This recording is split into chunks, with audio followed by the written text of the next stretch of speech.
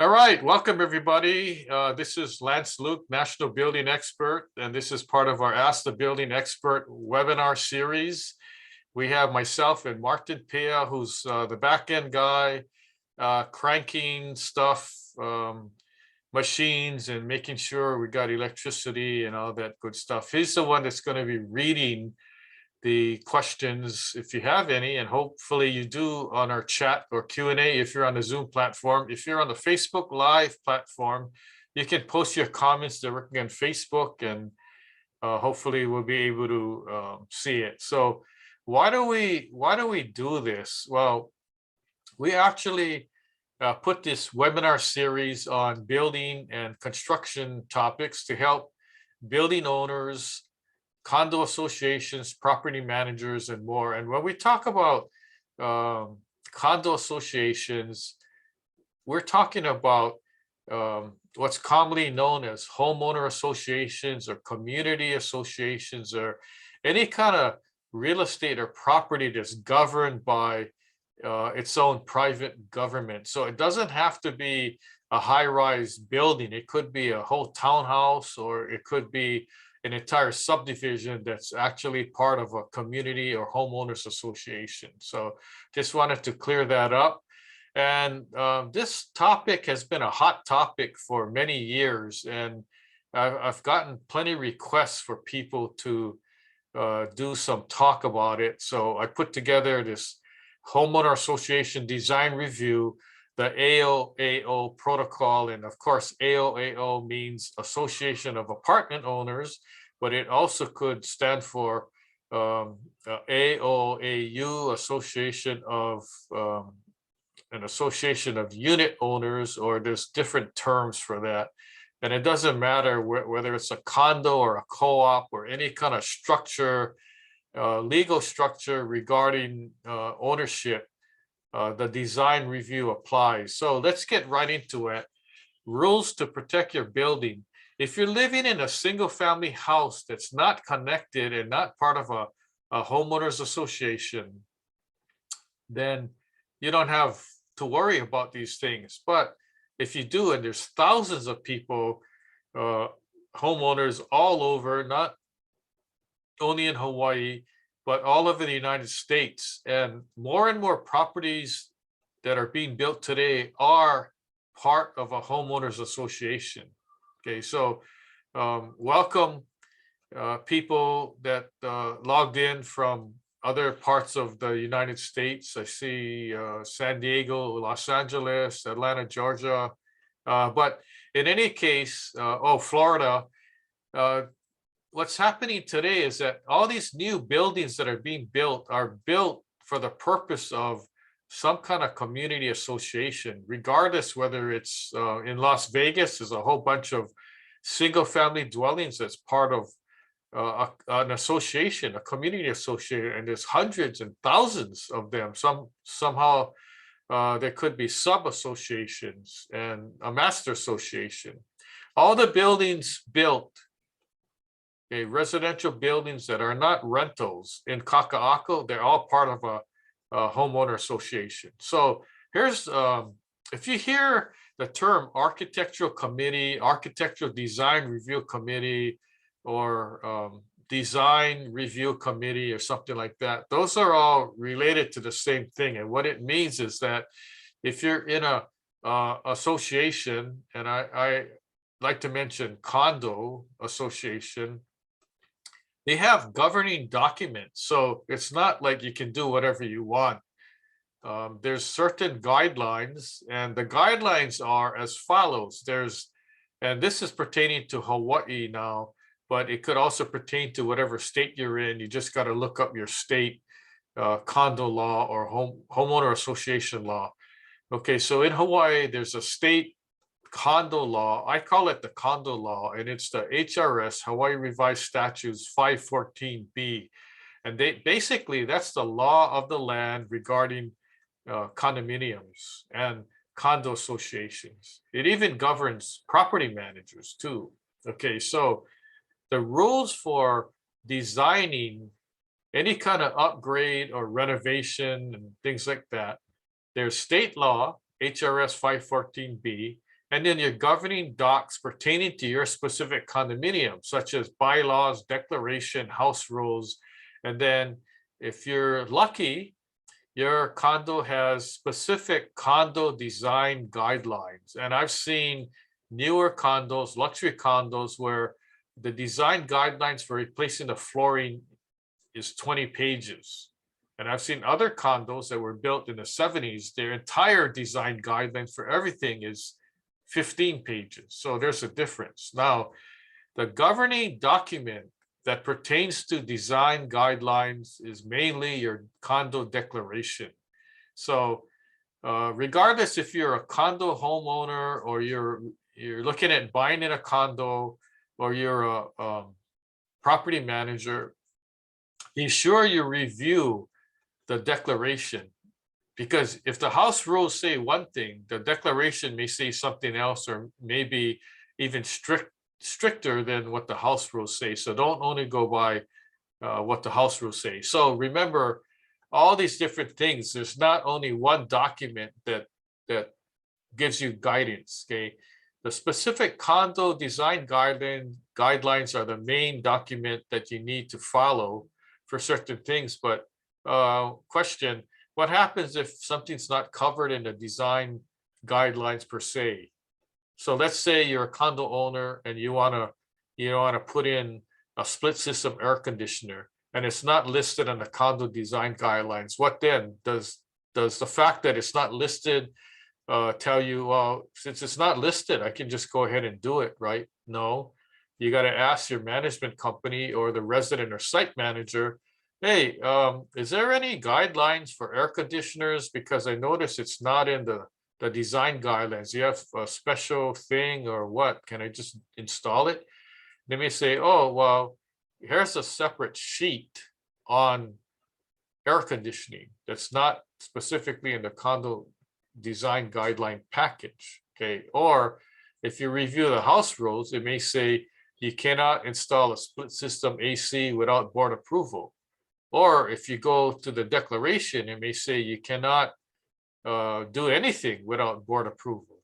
Okay, so make sure you do your research, because you're not going to get any credit if you do something and then later on you get cited or you sell your unit and the buyer goes, where's your approval for the air conditioner? And you go, well, it wasn't in the guidelines or house rules, so I just installed it. And then the buyer may ask the board or property management company, is there guidelines? And you go, oh yeah, we've got specific guidelines. So then you're in a difficult position at that point. Okay, so let's talk about building code and contractor licensing. Okay, now why do we have to worry about the building code? Well, we have to worry about the building code because that's the law of the land with respect to construction and building. And why do we need to worry about contractor licensing? So you might say, well, it's in my own condo unit. Why does the board care or anybody care what I do in my own unit? Well, there's guidelines for that. Okay, and each condo has their own guidelines. Some are very strict, some are loose. Some older condos, it's wild, wild west, where they have no guidelines and people just do whatever they want, which I'll tell you when I give you the case studies later, there's reasons why it shouldn't be that way. Now, I put an image of IBC, which is the International Building Code, and that's the law based on building and construction. And the date is 2021. But in the state of Hawaii, we're going by the 2018 building code. Okay, so I got ahead of myself. The reason why I put 2021 is so I can recycle and repurpose the same webinar and I don't have to change the image. Good idea, right? Okay, so I skipped, but contractor licensing, let me go back here. Contractor licensing is the assurance that the contractor complied with all the regulations needed to get a contractor's license. So we don't want, as a condo board, to have unlicensed contractors go in and they may not have insurance, they may not have the proper experience and all that, and who knows what they may do good work, but what if they don't do good work? Then there's liability there, right? So what if they do electrical work and it starts a fire? What if they do plumbing work and they do bad work and it starts a leak? And in a high-rise condo, that's not too good, right? So talking more about building code and permits, the building code actually dictates when to get a permit. And basically every every state in the United States has a building code. And for the most part, they follow the IBC, the International Building Code. There's also IFC and IRC. IFC is the International Fire Code, and the IRC is International Residential Code. And both of those codes actually are referenced in the International Building Code. So it's all connected, okay? So when do you need a permit? Well, you need a permit basically for every single thing that's done, but I'll explain as we go forward what the exceptions to that are, and there's not too many. Okay, so why am I even explaining all this stuff in a design review for condos? The reason why is many condos require you to comply with the law. And what is the law? The law is state law and city and county law. And basically, the condo association is telling you, in order for us to approve your design review application, you need to follow what the regulations are. If you need a permit for the work, then you're supposed to get a permit. Okay. And if you need a permit, you got to use a licensed contractor. So those things go hand in hand. That's the reason why I'm telling you this. The contractor license law, probably don't need to go into that, but just briefly, there's about 64 different specialties of contractors for drywall, painting, electrical, plumbing, ceramic tile, asphalt. So as you can see, just by that statement, almost everything is governed by a contractor's license, okay? And that's why condos should be very strict, because condos carry their own master insurance policy. And if there's, and if you check with your insurance company and you ask them, as a board or association, can we allow unit owners to hire their own contractor? They go, yeah.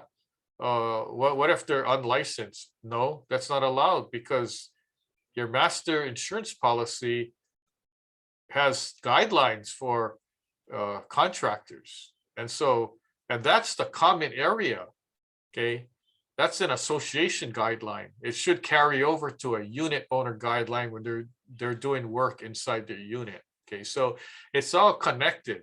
The building code, the building permit, and the contractor's license law, they're all connected, and sometimes they're referenced in the condo design guidelines, okay? Now let's talk about kitchen and bath renovations. This is pretty big, because the aging condo buildings that were built in the 60s, 70s, it's time for upgrade.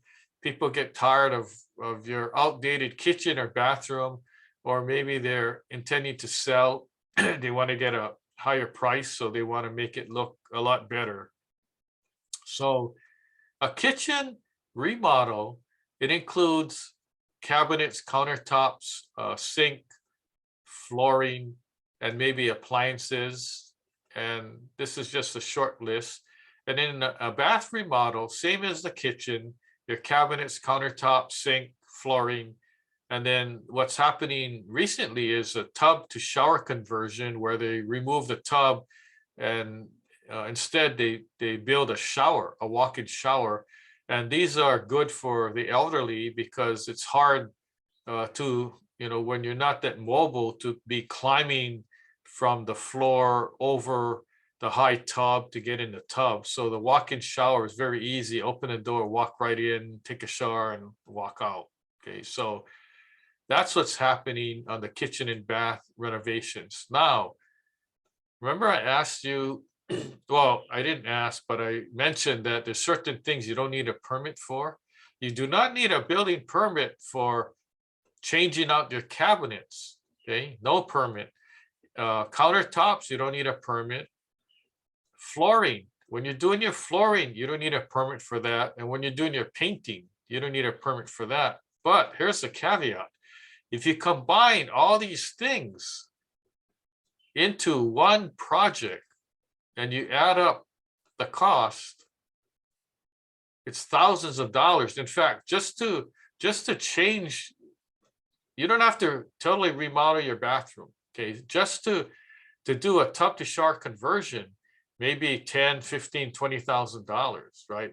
Now, the dollar amount triggers the need for a building permit. And what is that dollar amount? It's $1,500. So the code reads that any construction work that is over $1,500, you need to get a building permit. Okay. Now, when I said you don't need a permit for cabinets, okay, or countertops or flooring, say you're rich and you decide to renovate your kitchen and you put all new high-end kitchen cabinets and it's worth $20,000. Okay, what then? Well, technically you don't need a permit, okay, but if you decide to renovate your whole kitchen and you install cabinets, your countertops, new sink and new flooring, and it costs $50,000, then you actually need a permit. Why? Because you're combining all these different components together and the cost is over $1,500, right? If you only do one thing, you can get away with it. And you can't decide, oh, I'll have the contractor do my cabinets first, and after that, do the flooring, and I'll sign separate contracts. And no, that doesn't work, okay? Because it's $1,500 over a 12-month period, okay? So it doesn't make sense to have the contractor come back and all that just to evade the building permit requirements. Okay? If you're not clear on that, go watch my webinars that I gave on building code and permits and contractor licensing, and maybe get a better idea. If you still don't know, call us and we'll fill you in on the details. We're giving you the facts of the matter, okay? And many contractors will argue, but those are the true facts. And if you're interested, you go to our website, askbuildingexpert.now.site, and then you click on on-demand webinars and choose the one you want. Other condo upgrades, window replacement, lanai enclosure, lanai flooring, structural modifications, which is walls removed or walls added, that kind of thing. So I got images of people want to change their windows. So you got an old window, they want to replace it with a new window. Okay, does that need condo approval, design board approval? Yes, it does, especially if you're in a high-rise building. Okay, so if you're in New York and you want to change your windows to get a better view of Central Park, yeah, you still need approval. Okay, and there could be other upgrades. And speaking of lanai flooring, there's many condos. If you have an open lanai, they do not allow, when you upgrade, they do not allow tile, carpet, or anything on your lanai floor. It's all bare concrete that's waterproof. Okay, some condos allow you to put something on top of the waterproofing, but then you may be responsible for any damage, concrete spalling and all that, that it caused because of you wanting to install, your selected flooring. Yeah.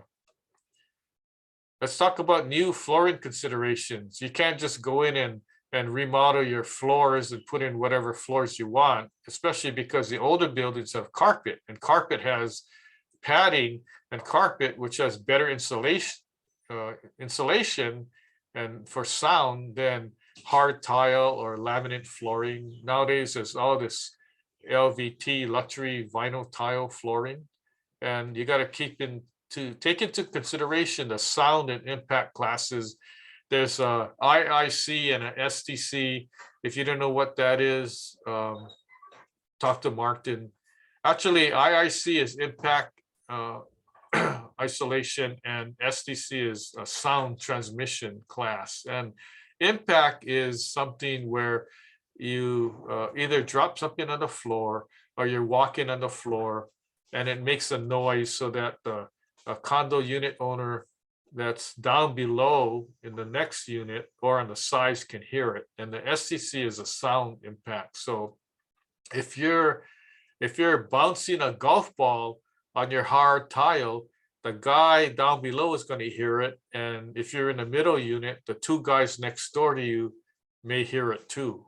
Okay, so there's different sound ratings. Now keep in mind that the building code sound ratings differs from the condo guidelines. So if you have condo guidelines that say for flooring, follow the building code, well, good luck. And you know why? Because the building code is 50 minimum IIC STC, and 50 is hardly anything, okay, as far as sound. So that's why, as a consultant, I always tell my clients, you got to go higher than what the building code specifies. You got to go 60, 65, 70. The luxury condos that are built nowadays, they're specifying 70. And 70 is easy to get if you have a thick concrete floor. But what happens if you have a townhouse that's wood frame? There's no way you can get 70. Okay, so it's very tricky.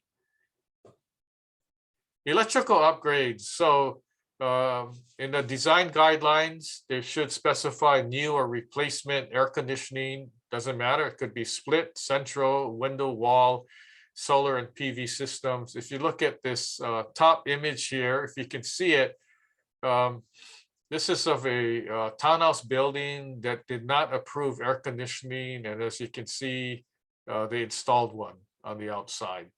And then the bottom image is of a super old electrical panel that needs to be replaced. Okay, so electrical upgrades are needed.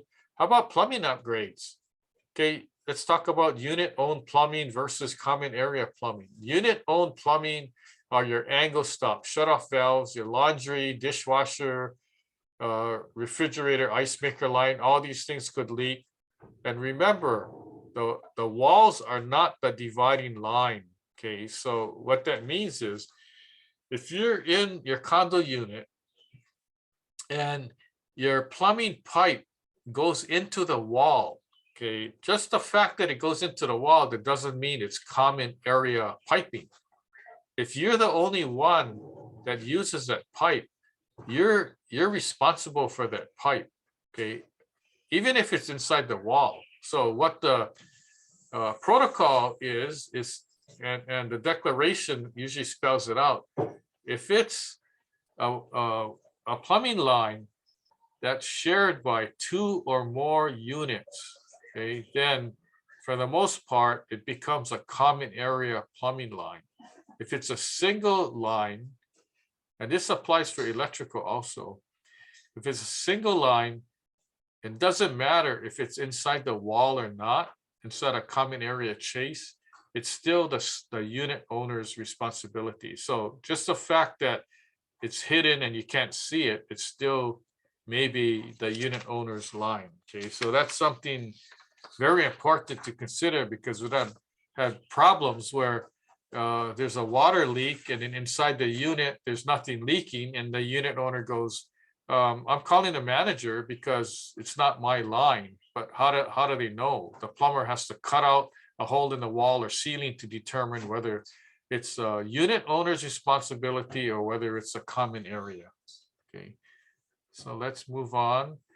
Also, if a unit owner in a condo starts doing construction work and without design approval, well, how do you know he's not causing more damage with hazmat issues? And condo buildings built in the 60s, 70s, for the most part, they may have hazmat issues, environmental concerns, okay, up to the year Usually the cutoff threshold year is 1977, 1978 for asbestos and lead paint. So the hazmat issues I'm talking about are asbestos, and it could be in your flooring, in your walls, in your ceiling, lead paint in your walls and ceiling if your ceiling's painted, and the dreaded four-letter word mold. So let's say a contractor cuts open drywall because he wants to remodel something, and all of a sudden there's mold on the wall. What do you do then? That's an environmental concern. That's a hazmat issue. Okay, and if it's only in that one unit, you may say, well, who cares? It's only in my unit. I'm going to have the contractor fix it. But what if that wall is adjoining to another neighbor's wall? Now you have mold spores growing into the next door unit. Okay, and guess whose fault it is? It's going to be your own fault. Okay, because you didn't take the proper steps. So you need to, when you see that, it's time out. Now you got to call a hazmat specialist to go test the mold, take air samples and all that. It's like kind of crazy stuff, but it has to be done. Otherwise, you're going to be liable. Okay, so advice from the building expert. I'll let you know that there's situations where you probably aren't aware of, but if a unit owner does his own electrical work and covers it up, I've seen situations where they never applied for design review approval from the condo board. They did their own, and they're thinking that it's covered under the owner builder permit kind of thing. Okay, but guess what? An owner builder permit doesn't cover doing your own electrical and plumbing. You still need to use licensed contractors unless you have a license yourself. And the war story on this is the guy was selling his unit. It was a townhouse, and he was nice. He said, hey, you know, I'm selling my unit. I did the work myself. I didn't apply. I said, okay, apply now. And then he applied, and I said, well, how did you do all your electrical? He says, I did it myself. And I go, oh, I need to inspect it. He goes, the walls are closed. So I said, okay. You hire an electrician to inspect it and then give me the report before I sign off. And the electrician came and he goes, well, I can't tell because I removed some outlets, but I don't see any connection. I said, okay, good. So cut open some walls and look, and he cut open walls, and sure enough, the guy never used junction boxes. He pigtailed the wires together. Oh, talk about a fire hazard. And this is a townhouse unit in a townhouse building. The whole building could have burnt down. Okay. And then similarly, he did his own plumbing work. I had the plumber cut open walls, and his connections weren't that good, subject to leaking in the near future. So he had to spend, he wasn't too happy. He had to spend maybe $8,000 to redo everything, including the drywall repair. But the buyer was happy because now the buyer had assurances that everything was done properly. Okay. Also, in a townhouse building, they're changing flooring without approval. So they're on a second floor, they're removing their carpet, and they're putting luxury vinyl or laminate flooring.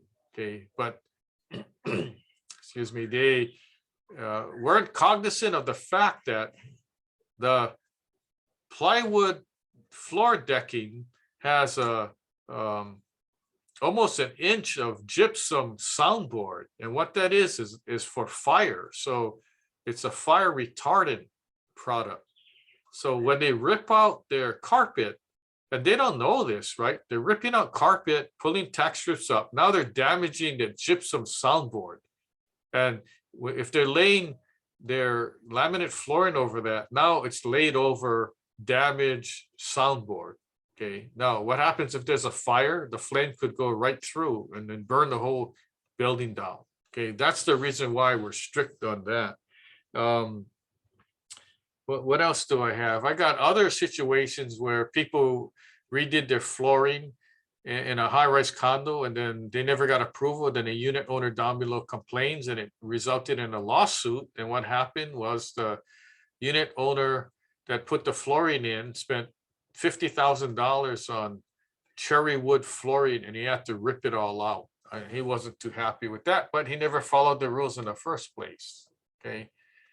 So here's a photo of some bad electrical work. And then the image on the right, I think this is in New York. What happened was a unit owner had converted his condo, part of his living room, and he built additional rooms to rent. And of course, it was illegal. Everything was illegal. So he got cited for that. So overall, pay attention, regardless if you're a resident manager, site manager, property manager of a condo association, you're on the board, you're a condo owner, you're going to buy a condo, you're a realtor selling a condo. These are the things you got to know and be concerned about because it could backfire on you. So basically, that's the gist. And that's probably all I have for right now. What you missed, there's a whole bunch of webinars that we gave previously on different topics. Like I mentioned, building code, the permits, contractor licensing, roofing, asphalt, plumbing, cast iron piping, concrete spalling, painting. There's a whole bunch. Go to our website, take a look, and you don't have to pay like a Netflix fee or anything. You can just watch everything for free. That's how nice we are. And what's coming up. So if you're interested, we have a bunch of exciting webinars planned for the future.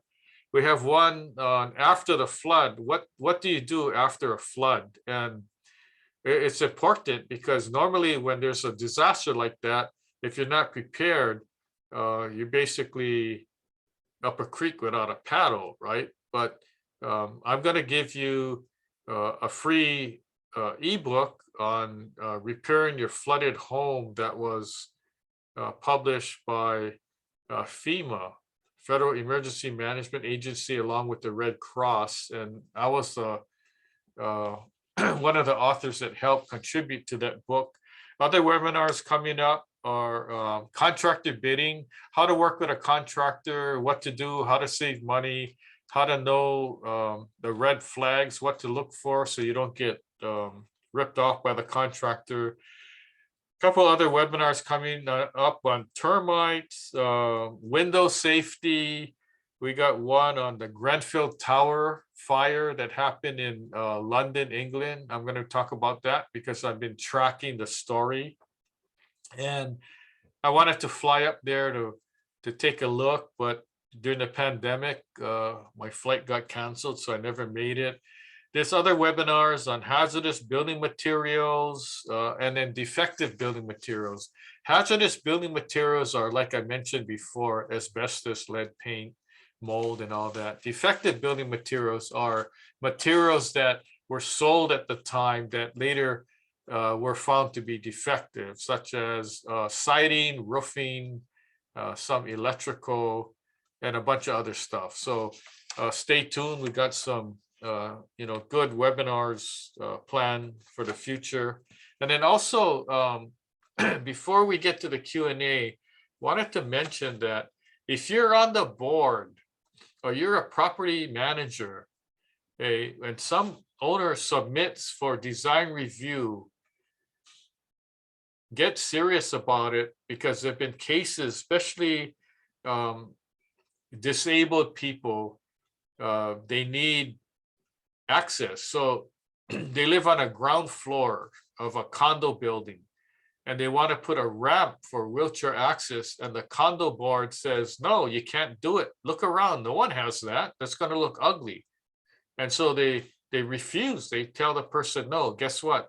The person sues and wins because there's a law that states that if a person has a disability and he applies for improvements, okay, the condo board cannot arbitrarily say no. Okay, they have to allow to a certain degree, but the condo board doesn't pay for the improvements. The unit owner pays for the improvements. The deal is when the unit owner sells, he has to remove the improvements. Okay, so that's the deal. Also, there was another condo that was a townhouse, and the unit owner wanted to put, that chair lift. So you connect it to railing, and then from the ground floor, you sit on the chair and it takes you up. If you deny that and the person's handicapped, you cannot. You can get sued and you could lose. And so if you're on the board, do not discriminate. Everybody has to be treated the same way. You can't approve somebody's unit and not approve another one if they're coming in for the exact same thing. Okay, so it has to be a fair treatment to everybody. Now, when I say fair treatment, I'm saying if your design guidelines allow that. Okay, so in other words, if you're in a townhouse and you're on a board and the townhouse rule is no central air conditionings are allowed, that's not discriminating. If you say, sorry, you can't install a central air, you can install a split system or window unit if you want. So there's different things like that, but just be aware. So what else do we have? Are we at the end already? Seems like we're having too much fun here. Okay, so we're at the end. I welcome everybody to ask questions at this time, either on the chat or the Q&A, or if you're on Facebook Live, post your comments to Facebook.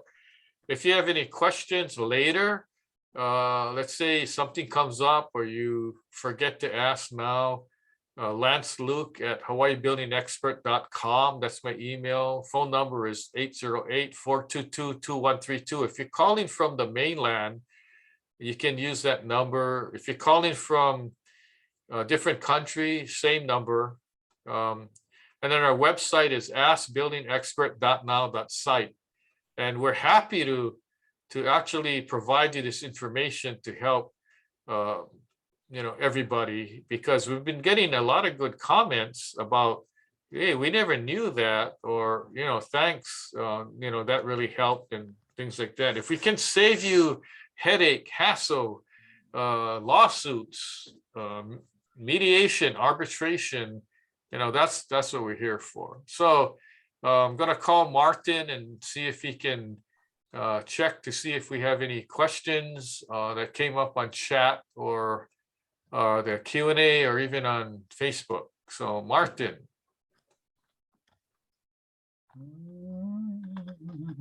Yes, Lance, I'm here. Sounded like you just woke up. No. I'm I get a couple computers running here and got to make sure I'm unmuted. So I had a while trying to check the unmute. But yeah, we have one actually right now on the Zoom, and the question is, what should a consumer do if the contractor they hire insists that a permit is not necessary, but according to the building rules, it is? So, oh, you know what? That happens to me a lot. I'm on 6 boards. Okay, 3 of them are condo boards, and I'm the one in charge of reviewing every single design request. I'm also hired as a consultant as the architectural design review engineer to review applications. And it comes up just last week. I got one where the unit owner says, my contractor says I don't need a permit. I said, well, let me see it in writing. And then I got something in writing from the contractor saying we don't need a permit. And I say, that's not true. If you think you don't, then give me a letter from DPP, the building department, saying that you don't need a permit. And then I don't get anything. Okay, so it's funny because I give seminars and webinars on the building code. I'm one of the few building code experts in Hawaii. So people challenge me all the time, and it's no fun proving that I'm right, because I have all the code books that I need, and I've been working with DPP for 42 years now, and I can talk to these guys. So there's all these myths. It's like when people say they don't need a permit, I say, is that the same guy that, says that he saw the Loch Ness Monster or Bigfoot or something like that? So it's all talk. They have to prove it. I can prove that you need a building permit, can they? So in this particular instance, I would go back to the contract and say, show me in the code, in the building code, that says I don't need a permit. Let me see it. It's all talk, right? Until you tell them to prove it in writing, and they're like, oh, well, that's what somebody told me. Oh, hey, I'm a contractor. I've been doing this for 30 years. I mean, we never get permits for these things. Okay, well, then you've been doing it wrong for 30 years, right? So my job is to tell people what the facts are. If they decide, if the board tells me we don't want to get permits, I go, okay, fine. But here's what you should do.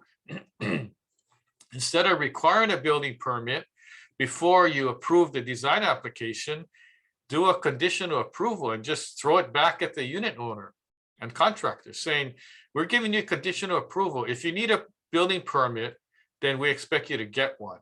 And of course, they're going to go, oh, we don't need a permit, and they don't get one. And then what happens? Okay, nothing may happen, but if something happens later, it's not going to be on the board, right? Because the board told them you got to follow what the regulations are.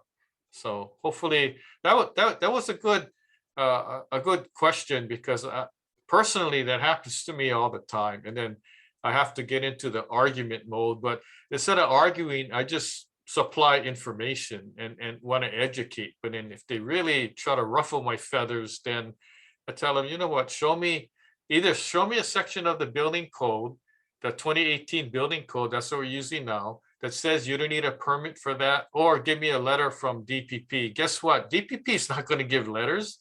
They laugh. I call them up. Oh, I need a letter. Oh, well, we're not going to give a letter. Why should we give a letter saying that you don't need a permit when you do need a permit? Oh, okay.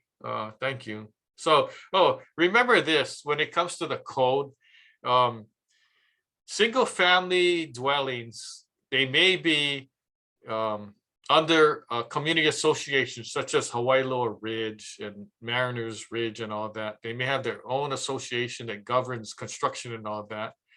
If you're in a condo building or a townhouse building, okay, and you got multiple units, more than 2 units, okay, you have to follow the International Building Code. The residential code does not apply in this case for the most part. The residential code applies mainly to single family dwellings. And sometimes you combine the 2 codes together and you use the 2 codes. Okay, so that's just some information. But I'd like to answer some more questions if you got any.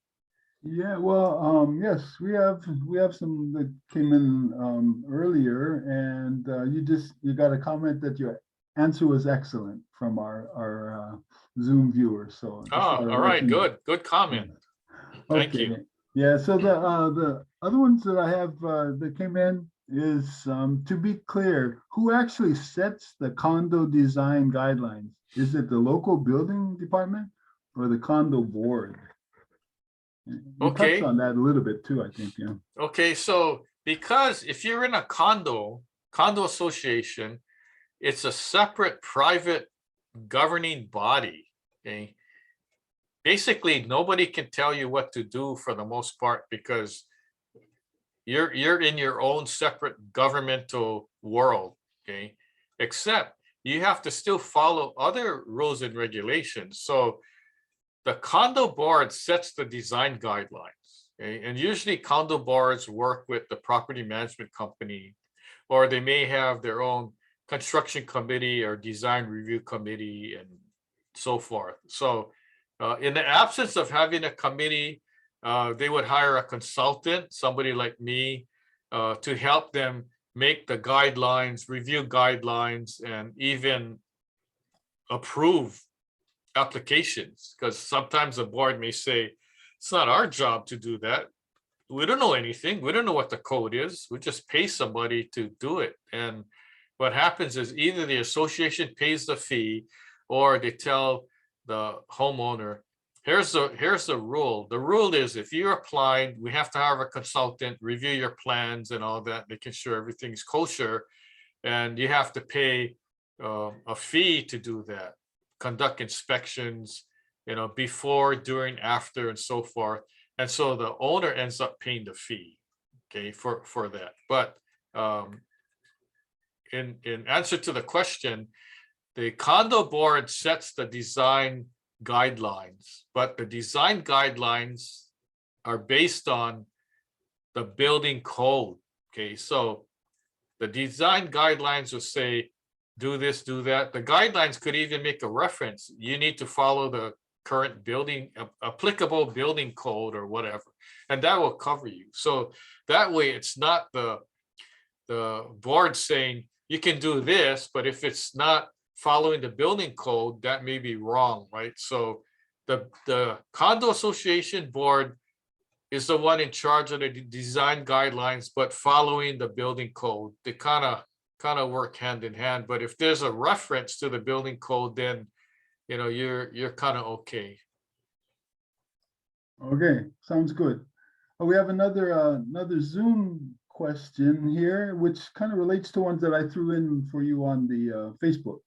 But let me ask it here. In the case where a structure, house, apartment building, etc., needs to be painted and it costs over $1,500, then is a permit necessary?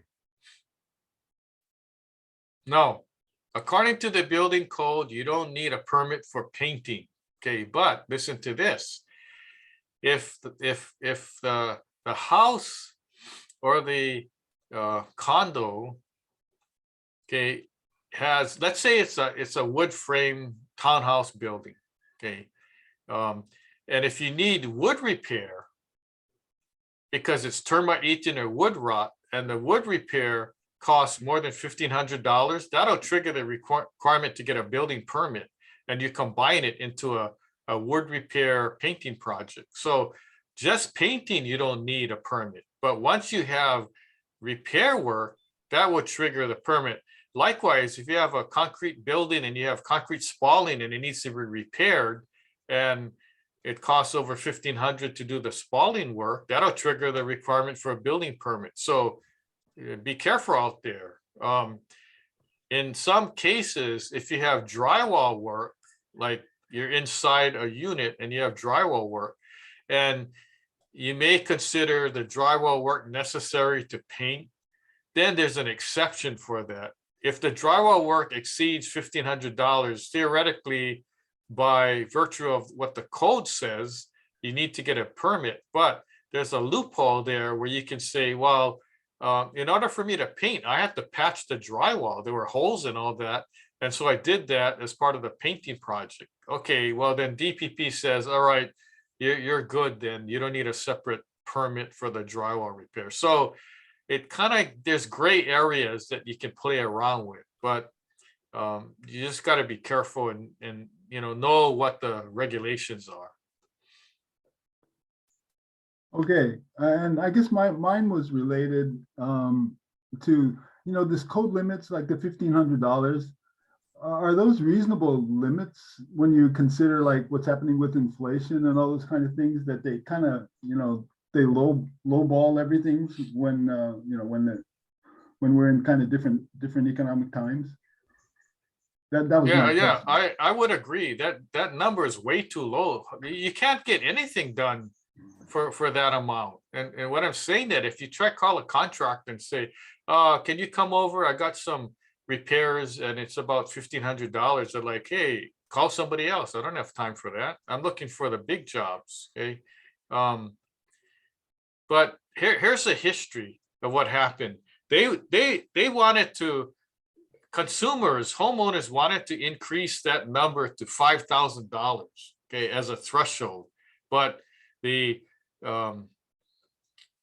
big construction union said, no, we don't want that, because then, we're going to have problems. We're going to lose jobs and this and that. So it got into a political battle. And in the end, the big unions won. And so that's why it used to be $1,000. And then to compromise, they upped it to 15 instead of 5,000. So you're right.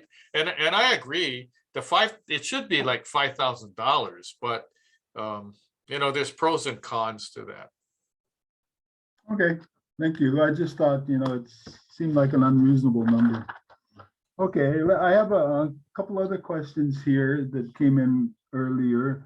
This one says, how can the condo board be sure that the owner's contractor does good work? And why should the board care anyway, since all the work is being done inside the unit? Okay, well, like I mentioned before, the board should care because if the guy does shoddy work and he does bad electrical and plumbing, it could lead to, a fire or flood. Hmm. Okay, that's not good. But if he's doing work on a 26th floor, he doesn't connect the pipe properly and it springs a leak all the way down to the 10th floor. That's a huge insurance claim, okay, for shoddy workmanship. So that's why the board's concerned. The other thing is that, remember, if you're buying in a condo unit or live in a condo unit, you basically only own the airspace inside that space. You don't own the walls, the common area walls, right? So if there's a, electrical fire and the fire burns down, the next unit, you don't own the next unit, right? So there's a lot of things to be concerned with liability, right? In common area versus limited common, what's your own condo space and all that. Um, it's not like it's your own domain and no one can tell you what to do. Well, there's so many rules in a condo. It's people tell me they're never gonna buy in a condo because there's too many rules. Well, yeah, that's what it is. So a lot of times early on, the condos were cheaper than buying a house. So that's the reason why. And, more condos are coming up and they're coming up really fast. They're condos are coming up faster than single family houses. It's really not the trend on single family houses because of the high costs also. So we got any other questions? Yeah, we've got a couple more here. I don't see any others coming through on the live side, but this one from earlier says, this is an interesting one. My family owns an apartment building, so this is not a condo. The question is, but can the owner regulate the inside of the apartment unit similar to if it was a condo unit? Well, by virtue of the residential landlord tenant code, the tenant cannot make improvements to the inside of the unit without permission from the landlord. And I don't know too many tenants who want to do renovations because they don't own the place, right? Although I've seen situations where that's what happened. Maybe the tenant was on a long-term lease, 10-year lease, 15-year lease, or the tenant was actually a relative of the owner that owned the apartment building, right? And did all this renovation work and stuff because it's family. And I guess at one point they didn't get along. And actually, in this particular case, the apartment building was on the market for sale. The buyer hired me to do an inspection. I went into the unit and go, oh, what is this? This doesn't follow the plans. And then the guy that was living there was the son of the owner and said, oh yeah, I did this, I did that, I remodeled. And it was interesting because there was kind of a rift between the father and the son. And the father said, hey, I didn't give you permission to do all this stuff. He goes, hey, look, I spent my own money doing it. So anyway, it was kind of strange. And I basically told the buyers, this is not to code, gut it out and redo it, do it the right way. They have to replace the cast iron piping anyway throughout the whole building. So I said, at the same time you do this, you might as well remodel your kitchen and bathroom. So in some cases it's like that, but for the most part, the tenant doesn't have any right to do any remodeling, even painting. They don't have a right to go paint the walls unless they get permission. And in fact, some landlord tenant agreements say that you can't even put holes in the walls to hang stuff. And if you do, you're responsible for patching it when you leave. So, it can be really strict. So we're nearing the end of the webinar. So we got any last questions? Yeah, it looks like Or I got comments? one last one here. I don't see anything else on our two monitors here. Says, I talked to DPP and they said I do not need a building permit for painting. I think we talked about that, but it says painting, new flooring, and new cabinets and countertops. But my board said that a permit is needed. who is right and who is wrong.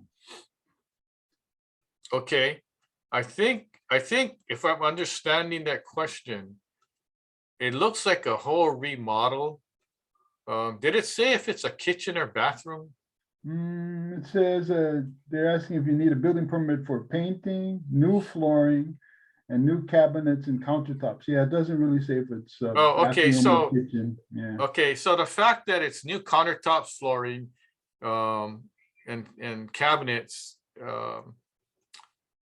we can presume that it's either a kitchen or bath. Okay, it kind of doesn't matter. The fact remains that if you combine the projects together and guarantee, I don't care how small the unit is, if you're remodeling your kitchen or your bathroom, it's going to cost at least $20,000, no matter how cheap you go. So what is the threshold for getting a permit? It's $1,500, right? So here it's very clear that based on the information, without even telling me what the cost is, I can basically tell you that you need a building permit. So I don't know who's saying you don't need one, but that's the rule, and it triggers the need for a licensed contractor. So what happens is when you add all these components together to do the construction work, it becomes a major project of different components, and you would need, well, a general contractor can do drywall. Okay, he can paint, although you need a painting license. Cabinets, countertops, general contractor can do. If you're doing plumbing work, electrical, the general contractor cannot do that. You need a separate licensed plumber and licensed electrician. Okay, so it's going to be a contention question all the time from here and in the future, because the same question pops up time and time again. Okay, so the fact that you look at the value of construction, if the value is over $1,500, then that triggers a need for a permit. So I don't know who's saying you don't need a permit, but be sure you do things the right way, because if you do remodeling and somehow you sell your unit and the buyer asks if you got a permit for all that, and you say no, or you didn't even get approval from the architecture design review committee, that's already a problem that may come up, right? And I'm dealing with about 8 of those situations now where the unit owners never got architecture design review approval, and they're trying to sell their unit, and it becomes a problem because I'm trying to help them kind of get after the fact approval, but sometimes it's hard if I can't see things inside the wall or underneath the floor and all that. So it's just one of these things that are coming up. 10 years ago, 20 years ago, all these things never came up. No one cared. It wasn't a problem.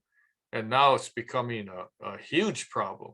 So the caveat is review your state law, HRS 514B, review your condo declaration bylaws, house rules, and your architectural design review regulations. You review all of it. If it says nothing, then ask the manager, property management company or board, get the answers you need. If you get the letter saying we reviewed everything and you don't need design approval from our board, you don't need a permit, whatever, then don't lose that letter, because it's going to be very important to you if you decide to sell or a problem comes up. Okay, now before I go, here's something else. Even if you applied for flooring, okay, and it met the standard that the architectural board set, and it met the building code, and the unit owner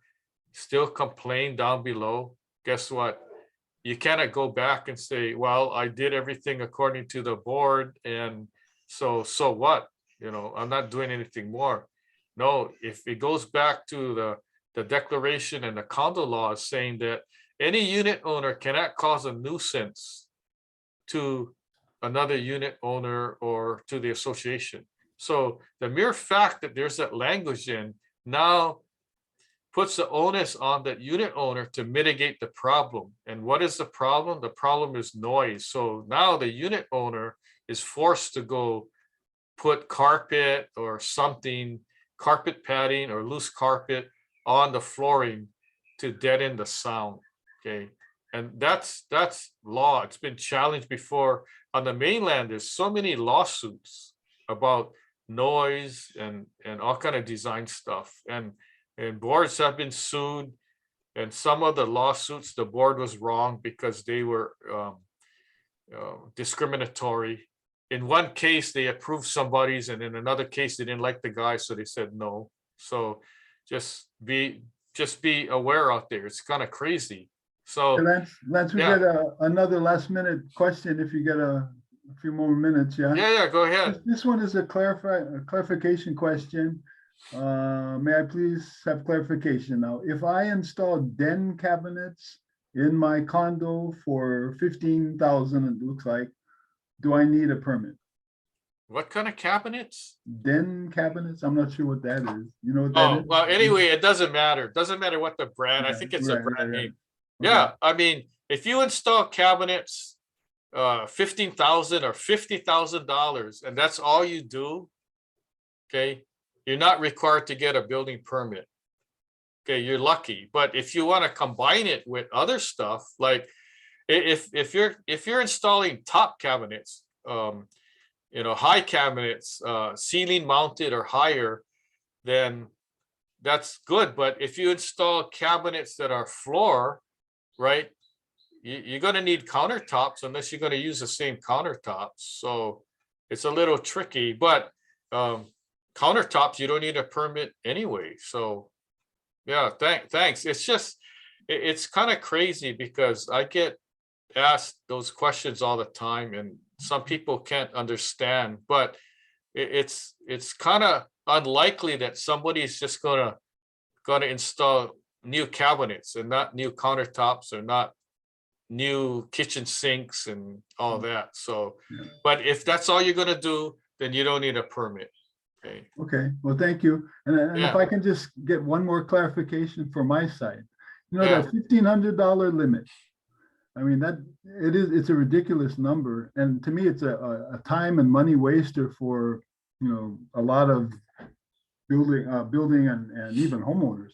So what is it that needs to be done to change that thing or get it updated or whatever? Yeah.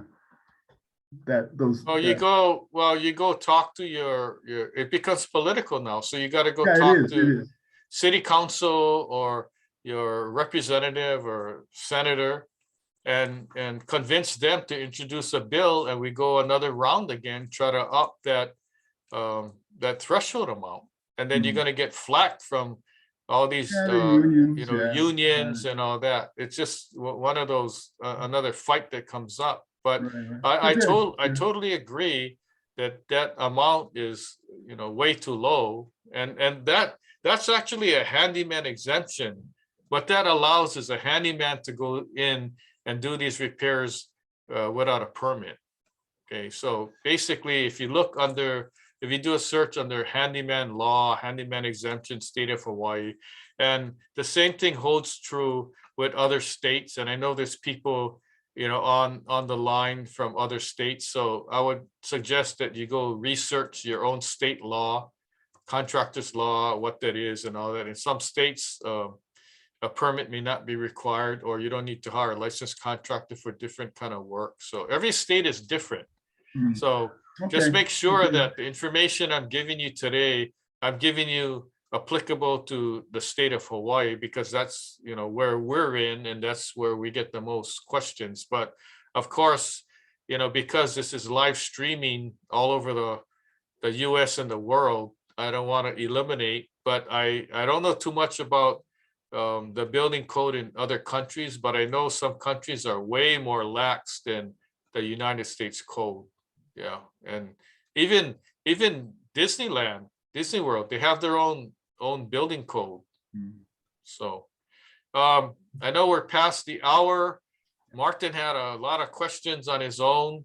Yep. But we thank you for attending, and please join us for the next webinar. I mean, this is like a lot of fun for us too, because we just like to help information, and we give the facts, honest answers, and a lot of the information I'm sharing with you is developed from my own experiences in my 42 years in the construction industry. So I'm not opening up a textbook and talking story and reading verbatim what's in the textbook that somebody else wrote. I'm giving you, stories that I experienced and my own views on things and all that. I try to not get into politics, but when it affects the building code and things like that, it just becomes political. And don't get me started into talking about this Airbnb law and all that. That's another story. I get you. We did have another question come in if you want to extend it. Okay, go ahead. Last question. Okay, last question. If there are Manini household repairs that a handyman does that costs in total over 1,500, then is a permit required?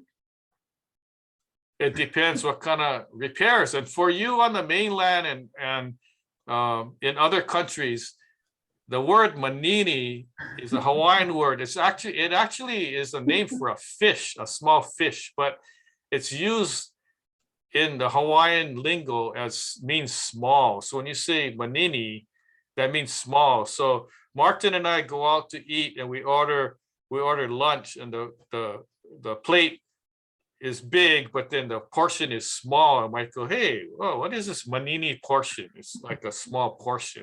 So what was the question again? I was talking about fish. You got stuck on manini, that's why. It says if there are manini household repairs that a handyman does that costs in total over 1,500, then is a permit required? Yeah, according to the law, permit is required. But let me tell you this. Do people actually get permits for all that stuff? No. Do people get permits for big stuff? No. How long does it take to get a permit? It takes probably 6, 9, 12 months or more. I got clients who've been waiting over 1 year to get their permit. Don't start me on that. That's a whole separate issue.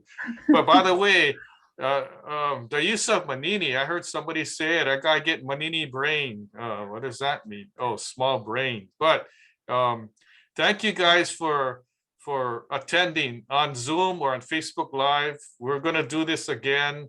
And maybe we'll do one on this this $1,500 deal. Just do a whole maybe we'll do a pop-up. But speaking of pop-ups, if you guys are listening and you're small business owners, okay, I'm putting a plug in.